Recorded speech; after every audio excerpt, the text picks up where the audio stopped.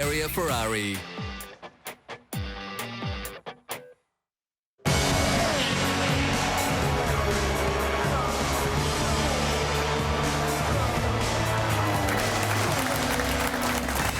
Hi everybody, welcome to 10's coverage of the Formula One World Championship. We've got our studio audience from Mercedes here tonight and a massive night of motorsport, because coming up after the coverage of the Belgian Formula One Grand Prix is live coverage of the British MotoGP at Silverstone. I'm Matt White. Alongside me as always is Alan Jones. Put your hands together for AJ, folks. Good to see you, AJ.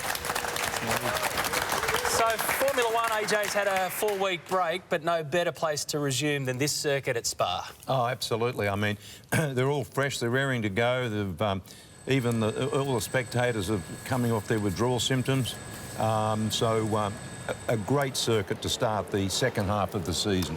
It's the 50th championship race at Spa this evening. Joins Monza, Monte Carlo and Silverstone in the 50 club. Dan Ricciardo won here just 3 years ago and finished second last year. He will start from position number 6 with Lewis Hamilton starting from pole. Let's check out the championship picture so far in 2017 with thanks to Mercedes. Now, Sebastian Vettel and Lewis Hamilton have both won 4 races each, but Vettel leads the championship by 14 points. Remember, he's never lost a title after having the championship lead at some stage in the year. Dan Ricciardo 4th. He's coming off a DNF, though, in Hungary 4 weeks ago. And Kimi Räikkönen 5th. He is a 4-time winner at Spa. James Allen is trackside for us, so let's get his report with thanks to Shannon's. This may be Belgium rather than Italy, but Ferrari is at the centre of everyone's thoughts this weekend because Sebastian Vettel has just committed himself for another 3 years to Ferrari. He wants to finish the project and become a Ferrari world champion, just like his hero, Michael Schumacher. And speaking of Schumacher, Lewis Hamilton here this weekend has equalled the great man's 68 career pole positions. It's unlikely he'll ever catch the total of 91 victories that seems so far away, but nevertheless, it's a mighty achievement for Lewis Hamilton, and on this circuit of all circuits, which is so synonymous with Schumacher. Sebastian Vettel, heroic lap to get himself up onto the front row of the grid alongside Hamilton, and Ferrari's race pace looks strong. Bottas and Räikkönen, the 2 Finns, will keep a watching brief on row 2, but this should be an absolutely terrific Belgian Grand Prix. Back to you, Matty. Thank you, James. They're heading out on their warm-up lap, so we are not far away from racing. This circuit is 7.004 kilometres long, 19 turns. Race distance is 44 laps. The defending champ isn't here because it's Nico Rosberg last year who won it from pole position. And as James said, Lewis Hamilton to start from pole, Sebastian Vettel also on the front row. Then it's Bottas, Räikkönen, Verstappen, Ricciardo out from position number 6, Nico Hülkenberg, Sergio Perez, Esteban Ocon, and Jolyon Palmer and Fernando Alonso. We're hearing word that Alonso will start inside the top 10, but we'll clarify that when we get underway. And that's the championship picture as we ran through it. Final words from you, Alan Jones, before the start of this race at one of the most spectacular circuits we have all year. Well, yeah, just looking at the cars going through Eau Rouge then, I can't tell you enough how important that corner is, because not only is it very dangerous and quick, but it's extremely important that you get through there and stay as close as you can with the guy in front who's taking your air away from you for a start, because you've got a long straight immediately after that that leads down into a chicane. So that enables you to get the toe, and particularly if you're in the DRS situation, great corner. Massive crowds. The stage is set for an enormous race as Formula One comes back from its summer break. We're going to hand you over to our commentators now. Enjoy the race. Here's your commentary team, headed by David Coulthard and Ben Edwards.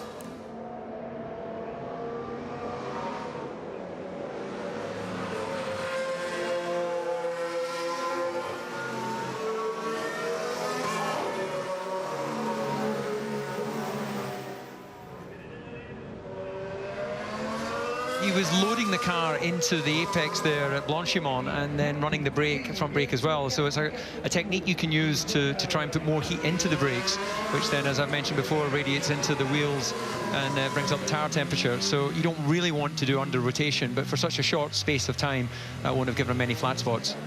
Well, you see the greatest winner here at Spa has been Michael Schumacher, but both Vettel and Hamilton have had 2 wins apiece here in the past. Is it going to be one of them, or is it going to be somebody else who emerges victorious here today? They're coming up through the final corner. It'll take a little while for all the cars to come up through that last section. Well, that is a good point, because it means that the benefit of being in pole is a clear run to the first corner. The downside is you sit longer on the grid than any other car, losing vital temperature from your tyres. And you can see there Vettel lining up absolutely in line with the yellow marker, which extends out beyond the driver's grid box, and that enables them to see exactly where they're meant to be positioned. They have a sensor in the nose which detects any movement. And there was a little bit of controversy, if you remember, back to Austria, as to Valtteri Bottas's start there. But see some of the brakes down in the middle of the grid smoking. They've done a good job of getting temperature in, and then last car coming into position. The 2 titans of the current generation of Formula One are set to go wheel to wheel once again here at Spa. Lights out, away we go, and Hamilton makes a good getaway, but Bottas also makes a good start, as Vettel now has to decide, does he go around the outside? Yes, he does. Top 4 are clean so far. Verstappen just in front of Ricciardo behind them. The 2 Red Bulls are side by side as they come out of the hairpin. It's all pretty close up behind in the group, but what's going to happen now? Hamilton leads, but Vettel will try and slipstream him as they come up the Kemmel Straight. Yeah, Vettel looked like he got the better run up through Eau Rouge, so Hamilton is going to have to go defensive. And Ricciardo's got to run on Vettel as well. Here comes Vettel. Vettel on the outside, trying to get Hamilton, but there's too much straight line speed in the Mercedes. And I think further back, Ricciardo's still behind Verstappen. Yes, he is. So Verstappen hangs on to 5th place. Bottas is 3rd. Raikkonen is 4th. And then the 2 Red Bull teammates. And Alonso's done well. He's up into 7th place, starting from 10th on the grid. Fernando Alonso, always renowned for his opening lap. And he's got himself ahead of Hulkenberg and Ocon. Well, McLaren, it's not starting that's their problem, it's finishing. So let's see if he can convert that into some solid points. Palmer's dropped to the back for some reason, David. I don't know why. He started in 14th place, but he has dropped to the back. Van Dorn's got past the 2 Saubers already as we ride on board with Max Verstappen here. You can see he was just doing a little bit defensive into that section of the racetrack there at turn 12. His teammate just picking up the slipstream. It's going to be a nice little battle between the 2 of them as they run down through this fast section through Blanchimont towards the chicane. So Ocon is the first of the 2 Force Indias. You just saw the pink car go ahead. He's ahead of his teammate Perez this time, despite them having qualified the other way around. And it's been a good start for Magnussen, who's in between them. He's ahead of Grosjean. Palmer actually looked as though he was in that group. I don't know whether Palmer just didn't register on the timing screen. We'll have to check that in a moment. Hulkenberg attacking Alonso. Oh, he's trying to go around the outside of him, and he's done it. Beautiful. That is a brave move around crafty character like Alonso, but Fernando choosing to keep his nose clean in that situation, but great move from Hulkenberg. Palmer is registering on our timing screens now in 13th place, so there was a glitch on the timing screens there. Palmer is still there in 13th place. Down the hill now as Fernando Alonso will try and tuck in the slipstream of Hulkenberg's car. Well, he's going to have Ocon behind him, and he'll get a big tow from Hulkenberg, but he's going to really struggle to defend against the straight line speed of the Force India. Yeah, here he goes. Hulkenberg goes to the inside, and here comes Ocon on the inside. Oh, it's 3 abreast for a moment, and it's Alonso who gets the place back. Hulkenberg just squeezes in front of the Force India, but he might have lost a bit of momentum there. Well, you know what's great about that, Ben? You can see just how much all of those guys want that position. Absolutely perfection in terms of giving each other space. Magnussen fighting with Perez as well. Great stuff, and Romain Grosjean's trying to join in. They really need to calm down in the front. They hit each other in the wall, and I think I got some debris. Well, Grosjean knows a thing or two about debris here at Spa. Remember his start in 2012? He got banned as a result of what he did that time. He's playing it a bit more sensibly now. But Alonso's got himself back into position, so he's in 7th place. Hulkenberg is in 8th, ahead of Ocon, Magnussen and Perez. So Alonso's gamely hanging on up front. Now, Hamilton is leading this race by just under a second from Vettel when they came around last time. But we will want to try and monitor that gap, of course, each time they come around, but for the moment Hamilton has got the lead of this race as we're watching this midfield group. You can see Palmer in the back of this group, so he is still there in 13th place, and there is the race leader, and Vettel very much staying with him. Both of them maybe just getting away a little bit from Valtteri Bottas in 3rd position and Raikkonen in 4th. Well, separated by 0.05 of a second. For the moment we can go with him, no problem. For the moment, we can go with him, no problem. They're monitoring the pace, seeing how each car looks after the tyres. That's going to be absolutely crucial at this next stage. Right, who is going to attack Alonso next? Hulkenberg's closest, but remember, the Force India is probably the fastest car in a straight line here at Spa this weekend. They've got a great setup for straight line speed, and Ocon could be the one to watch, as Perez is also going to try and get past. As they come up the hill, he's trying to get past the Haas. Hulkenberg's moved ahead of Alonso. Ocon in the background can't make another move, and Perez it is who's gained the place from Magnussen. Certainly in qualifying yesterday, both Ocon and Perez were topping the speed traps. Well, the drag reduction system was active there, so there's very little that Alonso could do. And likewise there, as we saw Perez making the move of Magnussen. And as you mentioned, the Force Indias have just all weekend, they've set the cars up not to be particularly good in this section of the track, as we have our first retirement there, Verlaine being pushed into the pits. Yeah, he was the only one who started on the soft tyres, but he reported on the radio, something is broken on my car, and it's been a disappointing weekend for the German, as he is the first retirement by the looks of things, unless they can fix him and get him on his way once again. Hamilton setting a good middle sector on this lap. Yeah, taking a bit of a chunk out of Vettel on this lap. Great pace here being shown by Lewis Hamilton. You're looking at Bottas and Raikkonen there, but Hamilton's just easing away a little bit up front at the moment.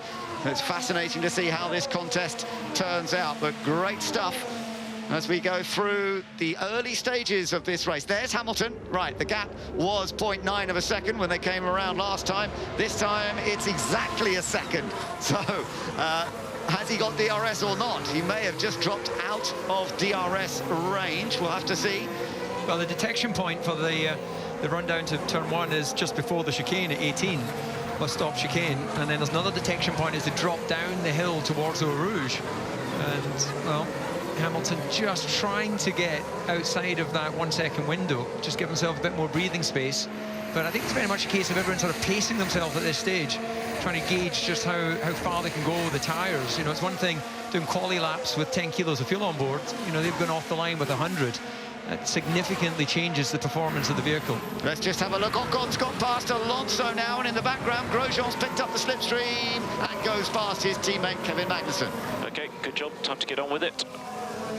Yeah, Hulkenberg has got away ahead of Alonso now, and Alonso's dropped another position as a result of that. Karun. Yeah, I'm interested to see the pace of Valtteri Bottas compared to the first two. But let's look at the starts, David. Let's have a look at this. Well, it's a fairly slow getaway in the middle of the pack there. You can see the Force Indias getting very close to each other. Lock up there on the inside from, was that Hulkenberg? All keeping it clean. Red Bull's pretty close as well. Now keep an eye on the Force Indias as they run down towards Eau Rouge. And I believe there might have been some contact between those two cars. And we just cut away from it a little bit early. Right, just watch that, the Renault on the inside there. He locks up. He runs into one of the Force Indias. A little bit of contact there. And that's a great camera shot right up the chuff of the Haas there. And 3 abreast as they run down to Eau Rouge, all the uncertainty. Oh, and there's that contact into the wall. Now, that was much more than a touch. That was a full-on assault. So that was Ocon here on the outside of Perez. That's right. So Perez wouldn't have known he was there at that point. And then, well, that was optimistic by Ocon. I think Perez just wouldn't. He would be completely distracted by the Renault on the other side. And impressive from Force India that that car is able to run with seemingly good pace. Yeah, unbelievable. It's amazing that that car, both cars, are still in this race, let alone running so quickly. Embarrassing. Really embarrassing. We need to do something different, guys. Okay, I've got no base. Marks now, guys. No. Keep on going, keep on going. No pace, says Magnussen. Meanwhile, Alonso says it's embarrassing as he gets passed this time by Sergio Perez. Karun, let's get back to you. Yeah, no, just looking at the pace of the top two, Hamilton, the new fastest lap, half a second quicker than Vettel last time round. And they are already driving away from Bottas and Raikkonen. 4 seconds in 4 laps now, the gap between Bottas and Hamilton. That poor form, Ben, that we've seen from Bottas so far this weekend seems to be carrying on here on Sunday. Yes, that's right. He's not staying with the leaders, and that's not going to help Hamilton very much. He'd much rather that Bottas was was harrying Vettel, giving him a hard time. So there's Jolyon Palmer. He's still in 13th place, and in fact he's behind Massa, so he's in 14th position now, having dropped behind Felipe Massa. So it's good that Williams seem to be picking up a little bit of pace. Lance Stroll is down in 16th place. I can see on our information in the commentary box here, Fernando Alonso's had 2 warnings for missing the apex at turn 4. Hardly surprising, that's the top of Eau Rouge. Hardly surprising that they're not taking that flat easily at this stage of the race with the car fat with fuel. But Fernando, and we had these comments there, this is embarrassing. It's he'll be well aware that if he keeps missing the apex there, then he'll be penalised in some way. But the frustration's coming out very early. Okay, understood. Struggling for rear grip a lot, says Palmer. Interestingly, his teammate Hulkenberg's been saying he's suffering a bit more with understeer, picking up a slide on the front end of the car. And the left front tyre, I gather, is the one that's prone to a bit of blistering here, so that might affect Hulkenberg. This was how Massa got past Jolyon Palmer, a simple slipstreaming overtake using DRS. Nothing really Palmer can do about that. It looks like Alonso's going to fall into the clutches of Romain Grosjean this time. There's nothing he can do to stop the Ferrari-powered Haas overtaking him, using that DRS as well.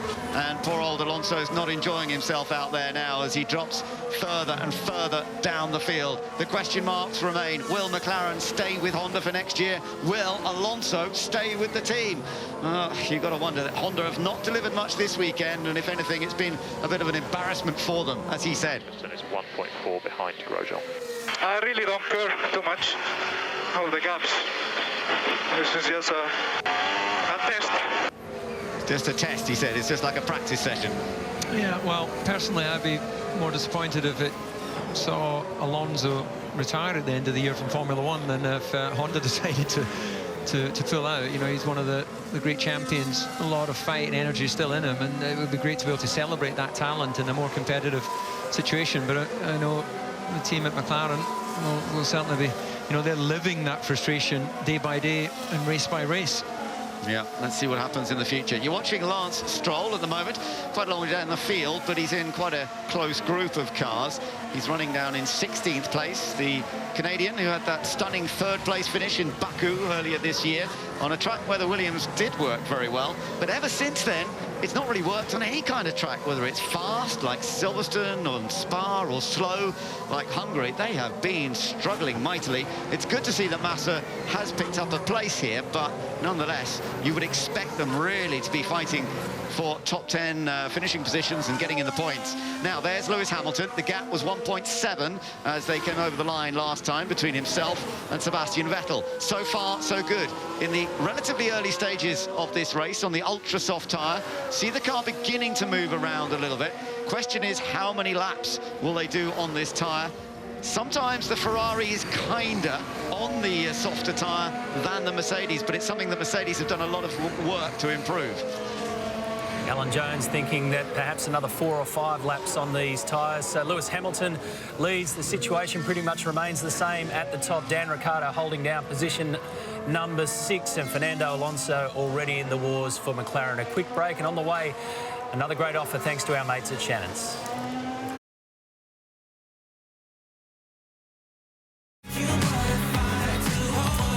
Welcome back. This is not good news for this big crowd at the Belgian Grand Prix. Max Verstappen races under the Dutch flag but was born in Belgium. A mechanical fail again for Max. His dad's not happy. He's just racking up too many DNFs. It's a sad sight on lap 8.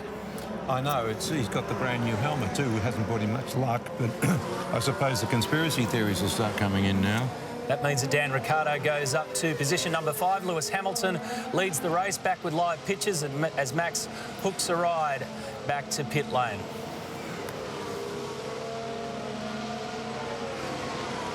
Out of 44, and there'll be a quiet hush, I should think, on those banks and in the grandstands at the moment as they realise their man is out of this. So what he has done is brought Alonso back into the top 10 for the moment.